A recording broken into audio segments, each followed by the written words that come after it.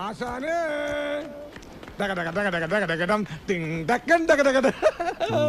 അത് ശരി, നിങ്ങ ജലോത്സവം തുടങ്ങിയ എന്താണ് എല്ലാവരും ഭയങ്കര സീരിയസ്? ഓ, ഞാനിങ്ങനെ പഴയ കഥകളൊക്കെ പറഞ്ഞിരിക്കണായിരുന്നു. അപ്പൊ കോമഡിയാണ്. ആശാന്റെ പുരാണ ഗജാപ്രസംഗം. അവൻ പറഞ്ഞത് നേരാ. ഞാനിപ്പോ കോമഡിക്കാരനാ. പക്ഷെ പണ്ട് ഈ കൊച്ചിയില് ഈ ഡെൻവറും ഇവന്റെ തന്ത എസ്തപ്പാനും കൂടെ വിരിഞ്ഞൊന്ന് നിന്നാ പോലീസ് വണ്ടി റിവേഴ്സ് എടുത്ത് പോകുമായിരുന്നു. പറഞ്ഞാ ഇന്നാരും വിശ്വസിക്കൂല.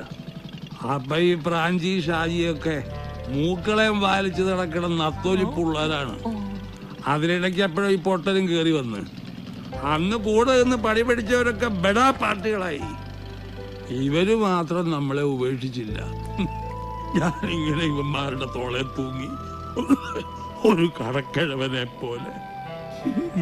ആശാനെന്താ ഒരുമാതിരി സെന്റി വർത്താനം പറയണത്? ഇത്രയും സീനിയർ ആയിട്ടുള്ള വേറെ ആരണ്ടി പ്രദേശത്ത് ഏത് കൊച്ചിക്കാരന്റെ ആശാൻ എന്ന് പറഞ്ഞൊരു സ്പെഷ്യൽ ബഹുമാനം തന്നെയാണ്. അതില്ലാത്തവനെ കൊണ്ട് ഷാജി ബഹുമാനിപ്പിക്കാൻ ചെയ്യും. എലക്ഷന് നിക്കണാണേല് ഇങ്ങേരെ പുട്ടുപോലെ പാട്ടും പാടി ജയിപ്പിക്കുന്ന നാട്ടുകാര്. നാളെ കൊച്ചിയിലെ മന്ത്രിയാണ് ആശാൻ. മന്ത്രി അറിയാവാ? കാണുമ്പോ എല്ലാരും ആശാനെന്നൊക്കെ വിളിക്കും. പക്ഷെ പ്രായം ചെന്നാ പിന്നെ ഏത് കേടി എടുക്കാത്ത നോട്ട് പോലെയാണ്. നിങ്ങളുടെ രണ്ട് തെറി കേൾക്കുമ്പോഴാണ് ഞങ്ങൾക്ക് ആരെങ്കിലും ഉണ്ടെന്നുള്ള തോന്നലുണ്ടാവണത്. അത് കേൾക്കാനാണ് ഞങ്ങൾ ഈ ചൊറിയണത്. അതുകൊണ്ട് നിങ്ങൾക്ക് ഇത്ര കുരു പൊട്ടുമെന്ന് ഞങ്ങൾക്ക് അറിയാൻ പാടില്ലായിരുന്നു ആശാനെ. ഞാനിത് നിങ്ങളോട് പറഞ്ഞല്ലടാവേ. ഞാൻ പൊതുവായിട്ടൊരു കാര്യം പറഞ്ഞതാണ്. അങ്ങനെ പൊതുവായിട്ട് ഇപ്പൊ കാച്ചുണ്ടെങ്കില എടുക്കാത്ത നോട്ടിന്റെ വിലയാണോ നിങ്ങൾക്ക് ഞങ്ങൾ തന്നിട്ടുള്ളത്? പഞ്ഞത്തിന് മരുന്ന് പൈപ്പ് വെള്ളം മാത്രമായിട്ടുള്ളൊരു കാലം ഉണ്ടായിരുന്നു പണ്ട്.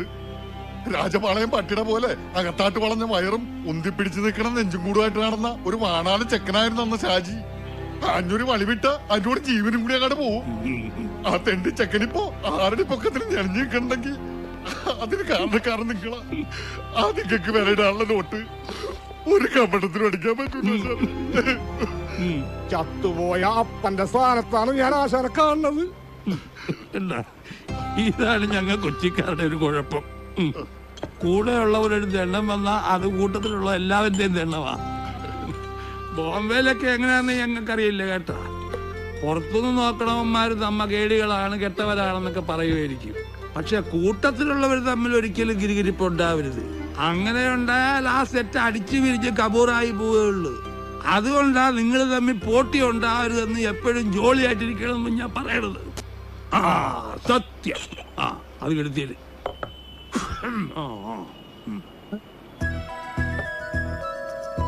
ഇത് Kerala state film അവാർഡല്ലേ?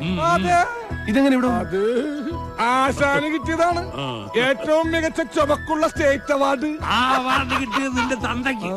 ഇതാരുടെയാണെന്നറിയാവാ? Super star Vimal കുമാറിന്റെ. സത്യമായിട്ടും ഇതെങ്ങനെ ഇവിടെ വന്നു? കുറച്ച് കൊല്ലങ്ങൾക്ക് മുമ്പ് അങ്ങേരൊരു പടത്തിന്റെ ഷൂട്ടിംഗ് ഉണ്ടായിരുന്നു ഇവിടെ. അതിനിടക്കാണ് ഈ അവാർഡ് കിട്ടിയത്. അതും മേടിച്ചോണ്ട് നേരെ പോകുന്നത് ഇങ്ങോട്ട്. പറയണ്ടേട്ടാ ഒടുക്കത്തെ ചാടിയണ പന്നിക്ക്.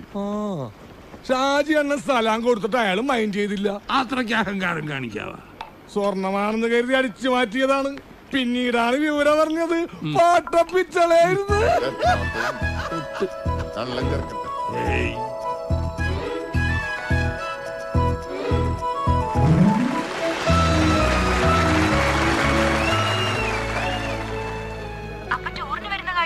ഇനി ഞാൻ ഇവിടെ സിനിമ കാണാമെന്നല്ല.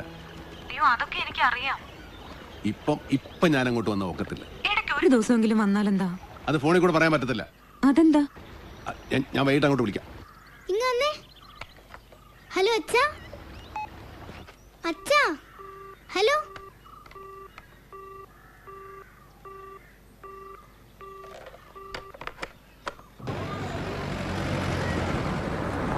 ചായ. ഇവിടെ എവിടെയും ഷൂട്ടിംഗ് നടക്കുന്നുണ്ട്. തൊട്ടപ്പുറത്ത്. ഇവിടെ ഇപ്പൊ സ്ഥിരം സിനിമ ലൊക്കേഷൻ അല്ലേ? ആഹാ. എന്നിട്ട് ചേച്ചി ഇവിടെ വടക്ക് തുളയിട്ടുകൊണ്ട് നിൽക്കണ. എന്തെങ്കിലും ചാൻസ് കിട്ടുമെന്ന് നോക്കായിരുന്നില്ലേ?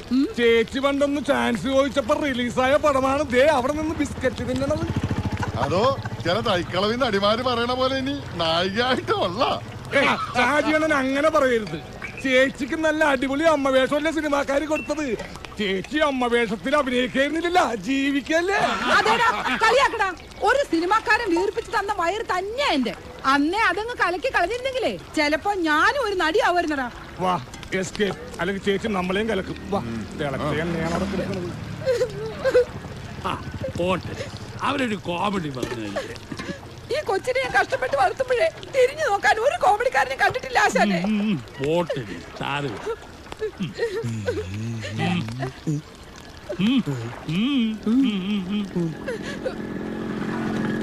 ബ്രാഞ്ചി,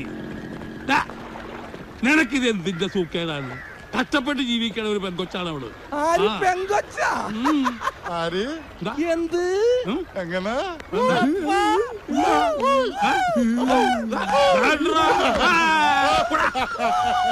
അയ്യോ നാളെ അല്ല ബ്രാഞ്ചി, സത്യത്തിൽ ആ ചേച്ചിക്ക് എന്താ പറ്റിയത്? ആ ചേച്ചി പണ്ടൊന്നും മദിരാശി പോയതാണ്. എന്തിന്? നടിയാവാനായിട്ട്. എന്നിട്ട്? വെറുതെ ആയി. ഈ അടി പിടി വെടി ഇതാണല്ലോ സിനിമ. പുല്ലു തിന്നുന്ന ക്രാവായിട്ട് പോയി പാല് കിടക്കുന്ന പശുവായിട്ട് വന്നു.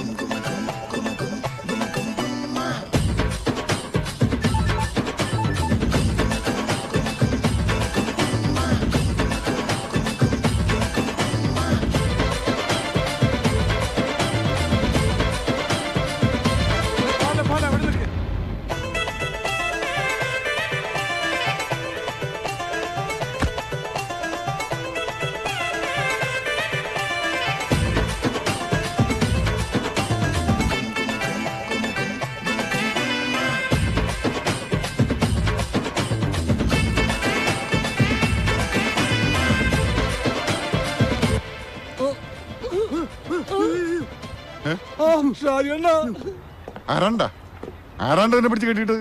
നായികയുടെ മുടി ഒറിജിനലാണോ വിഗാണെന്ന് ചോദിച്ചേ ഉള്ളൂ. നീ വന്നേ. ഏത് സിനിമാക്കാരൻ പോർക്കടാ പന്നി പ്രാഞ്ചിനെ കെട്ടിട്ടത്? നടിയുടെ തുണി പിടിച്ച് വലിച്ച പിന്നെ കെട്ടിയിടാതെ പുന്നാരിക്കണോ? ഞാൻ വലിച്ചില്ല. പോർക്കെന്നോണ പറയണ.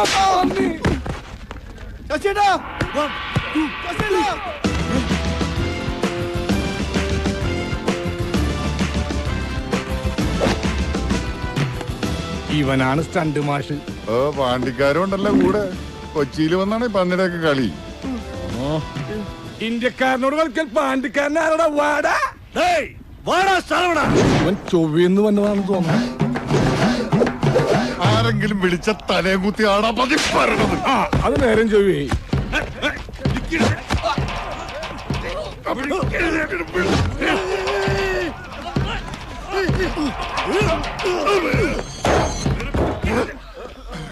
വേണ്ട വേണ്ടട്ടാ വേണ്ട.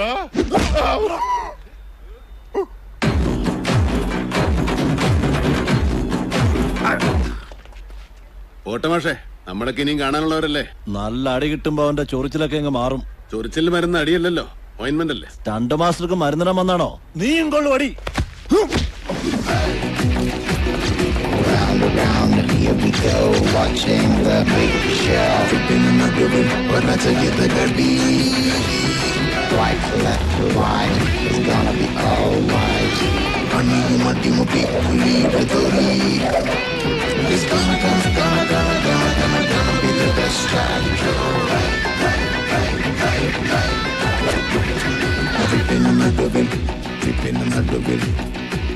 अरे साले कुत्ते की बच्चे, 1947 में यरवदा जेल में सुप्रेंट ने गांधी जी को बुरी तरह पीटा।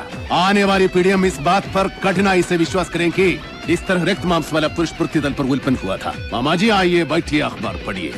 कुत्ते कमीने, गाय हमको दूध देता है, पालतू जानवर कुत्ते।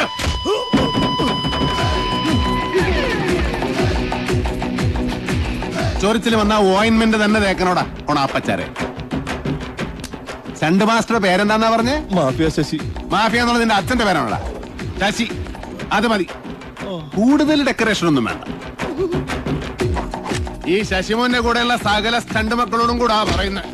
കരാട്ടയും കുറുവിളിത്തല്ലുമായിട്ട് കൊച്ചി കളത്തിലിറങ്ങിയാലുണ്ടല്ലോ, സിനിമയിലെ സ്റ്റണ്ട് മാഷാണോ സ്കൂൾ ഹെഡ് മാഷാണോന്നും ഞങ്ങൾ നോക്കിയാല സകലവനും മേടിക്കും. നല്ല പാടക്കം പൊട്ടുന്ന അടി.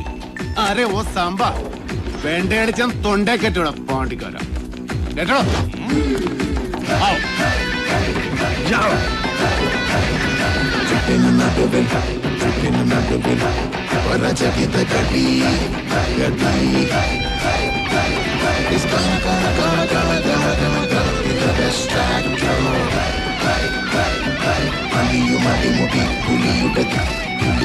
പുലിയുടെ